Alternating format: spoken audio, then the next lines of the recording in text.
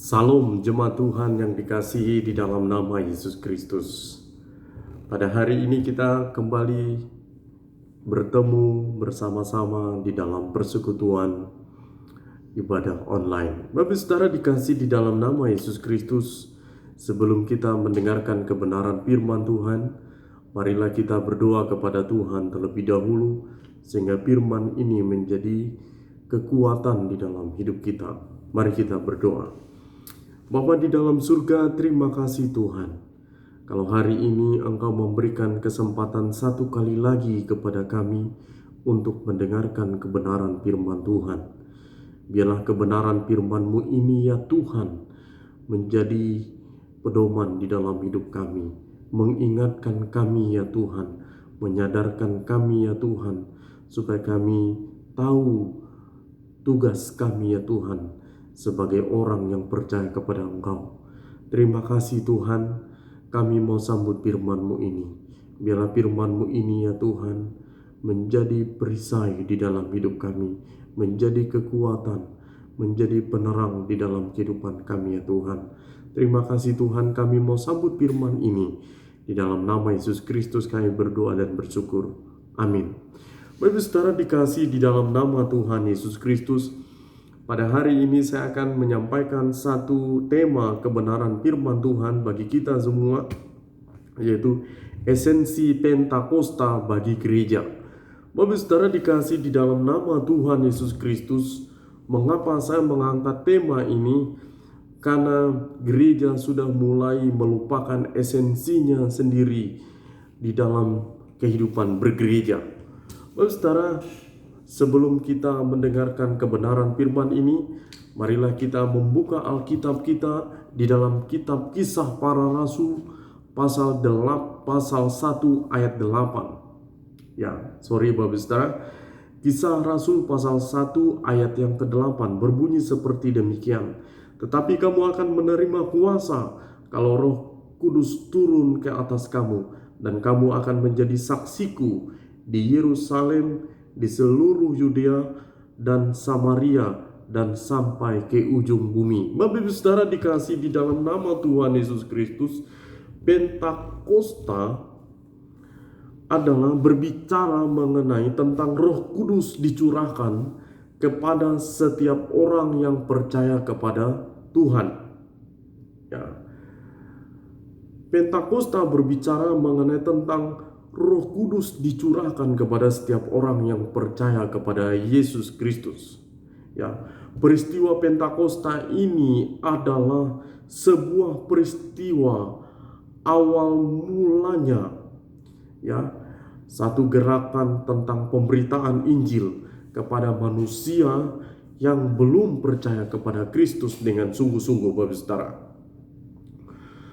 Jadi, untuk menjadi satu tanggung jawab kita,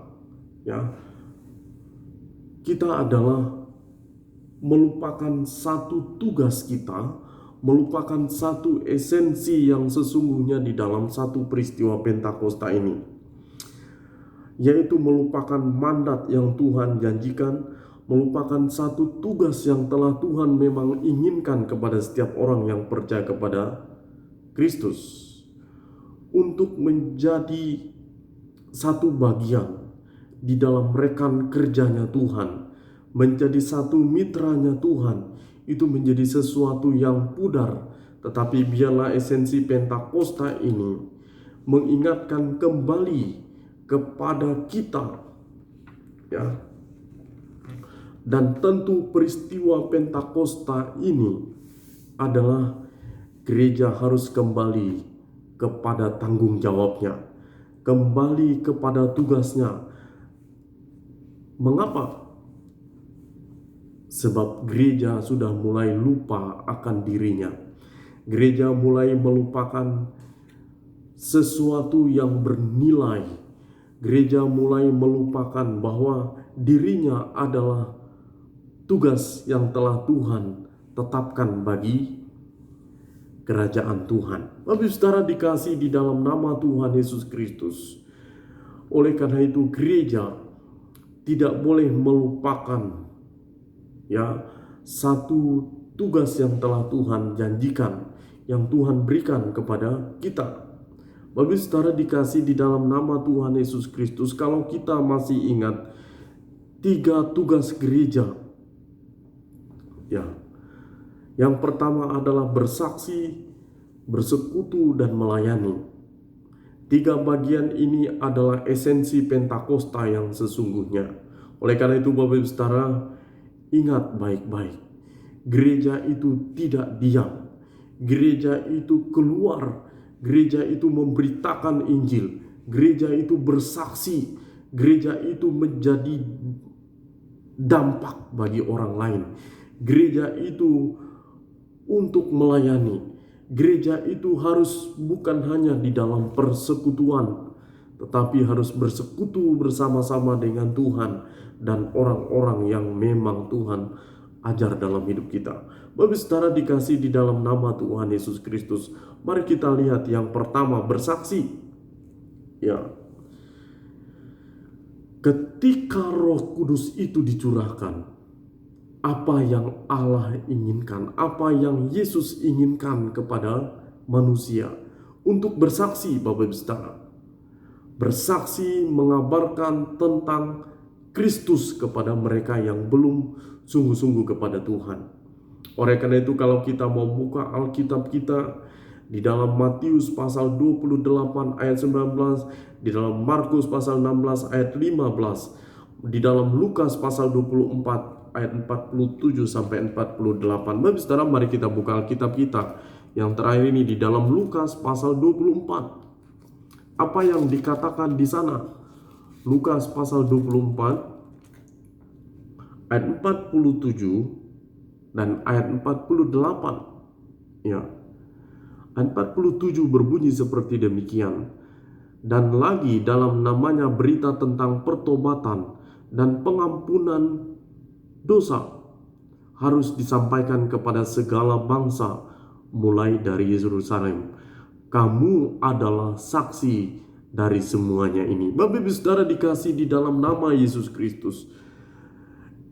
Peristiwa ini mengingatkan kembali murid-murid, meremain murid-murid supaya mereka menjadi saksi bagi orang-orang yang belum mengenal Kristus. Mereka menjadi saksi dan mereka menyampaikan tentang kabar keselamatan kepada mereka yang belum percaya. Bapak Ibu Saudara diingatkan di sini, kepada segala bangsa harus disampaikan tentang berita pertobatan, Bapak Ibu Saudara. Sebab setiap orang belum tentu mengalami Tuhan di dalam hidupnya. Mereka belum bertobat sungguh-sungguh di dalam Kristus. Bahkan Bapak Ibu Saudara, ada orang juga yang di dalam gereja belum sungguh-sungguh mengalami Kristus di dalam hidupnya.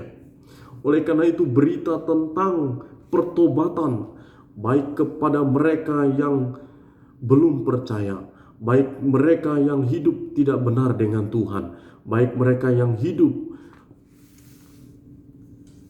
jauh daripada Tuhan, baik mereka yang kadang hidup, kadang tidak juga. Mengapa Bapak Saudara? Mengapa saya katakan seperti demikian? Ketika kadang mereka melayani Tuhan, kadang mereka percaya, kadang hanya mereka lupa, kadang mereka tidak percaya. Bapak Saudara, mengapa saya katakan seperti demikian? Karena mereka tidak sungguh-sungguh kepada Tuhan. Mereka tidak serius dengan Tuhan. Kadang mereka bermain-main dengan dosa. Oleh karena itu berita berikutnya tentang pengampunan dosa, bahwa Kristus sekali mati untuk kita adalah mati untuk menyelamatkan, membebaskan kita, supaya kita menjadi orang yang layak di hadapan Tuhan. Bapak Saudara dikasih di dalam nama Tuhan Yesus Kristus. Oleh karena itu berita tentang Kristus, berita tentang pertobatan, berita tentang pengampunan dosa, berita tentang kerajaan Allah, berita tentang bahwa Yesus Kristus adalah juru selamat harus diberitakan kepada mereka yang belum percaya kepada Tuhan. Bapak Ibu Saudara dikasih di dalam nama Tuhan Yesus Kristus. Oleh karena itu saya ingatkan kepada kita, tugas kita adalah untuk bersaksi kepada mereka yang belum sungguh-sungguh di dalam Tuhan. Bapak Ibu Saudara dikasih di dalam nama Yesus Kristus. Yang kedua adalah bersekutu. Ketika mereka hidup di dalam Tuhan, ya, jangan biarkan mereka hidup bersekutu dengan hal-hal yang tidak benar. Persekutuan dengan Tuhan adalah persekutuan yang dibangun dengan iman. Persekutuan dengan Tuhan adalah persekutuan yang didasari oleh kebenaran firman Tuhan. Oleh karena itu Bapak Ibu Saudara, saya ingin katakan kepada kita semua, oleh karena itu engkau bersekutu dengan Tuhan. Kalau kita buka Alkitab kita di dalam Mazmur 119, apa yang Allah kehendaki di dalam setiap diri manusia. Mazmur 119 Bapak Ibu Saudara, ayat 63. Mazmur 119 ayat 63, apa yang dikatakan di sana? Bapak Ibu Saudara, berbunyi seperti demikian. Mazmur 119 ayat 63. Apa yang dikatakan? Aku bersekutu dengan semua orang yang takut kepadamu, dan dengan orang-orang yang berpegang pada titah-titahmu. Bapak Ibu Saudara dikasih di dalam nama Tuhan Yesus Kristus, persekutuan kita dengan Tuhan, itu juga kita bersekutu dengan orang-orang yang takut akan Tuhan. Jangan bersekutu dengan orang yang tidak takut akan Tuhan, maka hidupmu akan tersesat. Oleh karena itu saya ingin menekankan kepada kita, bersekutulah dengan orang-orang yang takut akan Tuhan dalam hidupnya. Bukan hanya takut akan Tuhan, tetapi berpegang kepada perintah-perintah Tuhan, berpegang kepada kebenaran firman Tuhan. Bapak Ibu Saudara, kalau kita lihat dampak dari Pentakosta ini apa? Setelah mereka mengalami Tuhan, mereka hidup bersekutu di dalam Tuhan. Mereka membagikan, Bapak Ibu Saudara, mereka saling mengasihi satu dengan yang lain. Mereka hidup di dalam persekutuan yang kuat. Dan ingat Bapak Ibu Saudara, setiap hari Allah menambahkan jumlah mereka.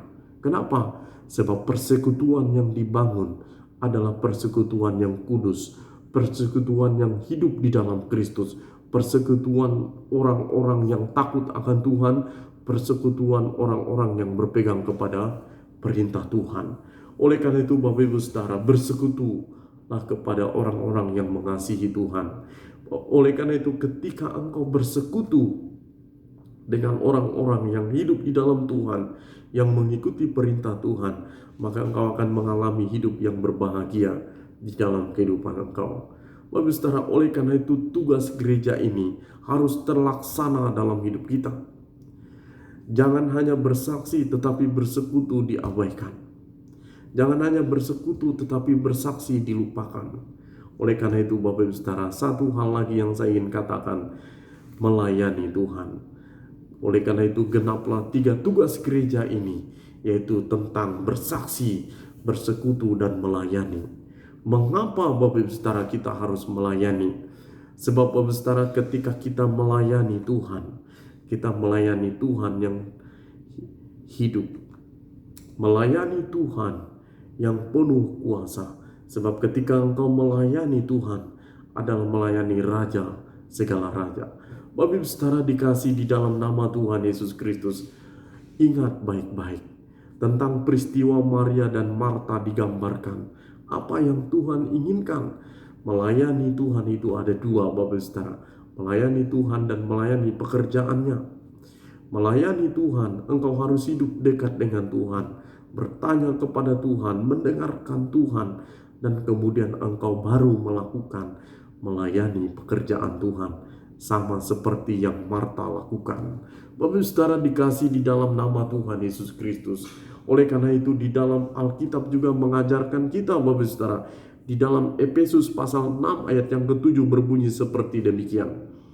Dan yang dengan rela menjalankan pelayanannya seperti orang-orang yang melayani Tuhan, dan bukan untuk manusia. Bapak Ibu Saudara dikasih di dalam nama Tuhan. Kemudian di Ibrani pasal 8 ayat 2, dan yang melayani ibadah di dalam tempat kudus, yaitu diam di dalam kemah sejati, yang didirikan oleh Tuhan dan bukan untuk manusia.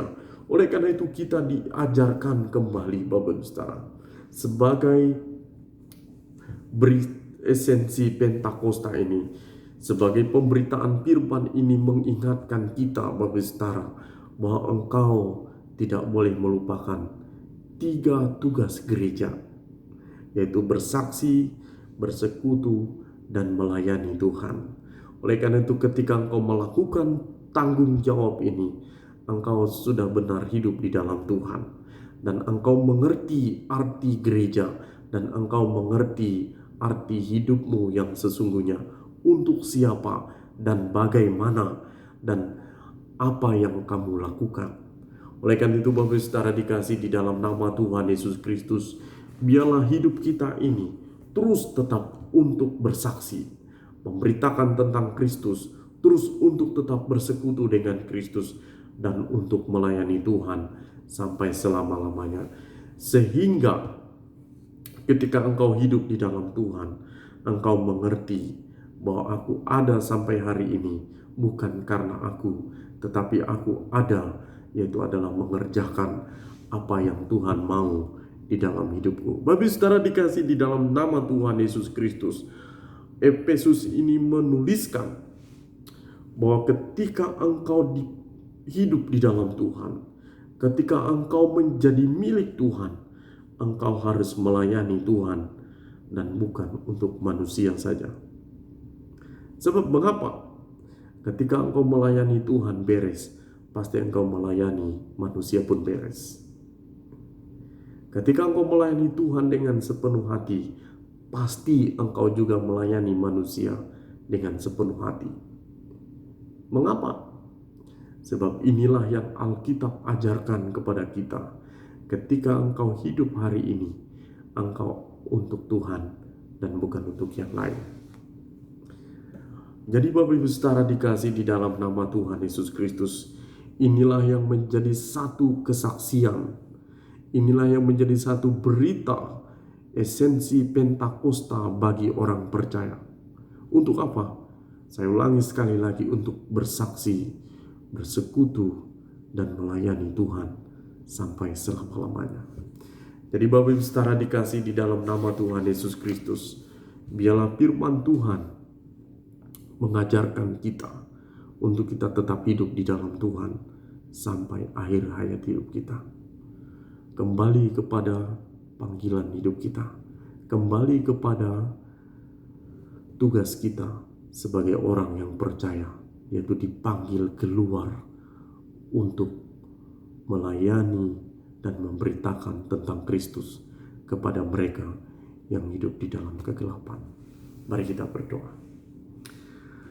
Kami mengucap syukur Tuhan untuk kebenaran firman Tuhan yang telah kami dengarkan pada hari ini. Biarlah kebenaran firman Tuhan ini mengajarkan kami ya Tuhan, untuk kami tetap setia dengan Engkau. Mengerti tugas kami ya Tuhan, menyadari bahwa kami adalah orang yang membutuhkan Engkau. Dipimpin dengan Roh-Mu sehingga kami sanggup melakukan semuanya ini. Terima kasih Tuhan. Kami serahkan kebenaran firman ini hanya di dalam nama Yesus Kristus kami berdoa dan kami mengucap syukur. Amin. Demikian kebenaran firman Tuhan Bapak Ibu Saudara. Salam. Tuhan Yesus memberkati kita semuanya. Salam.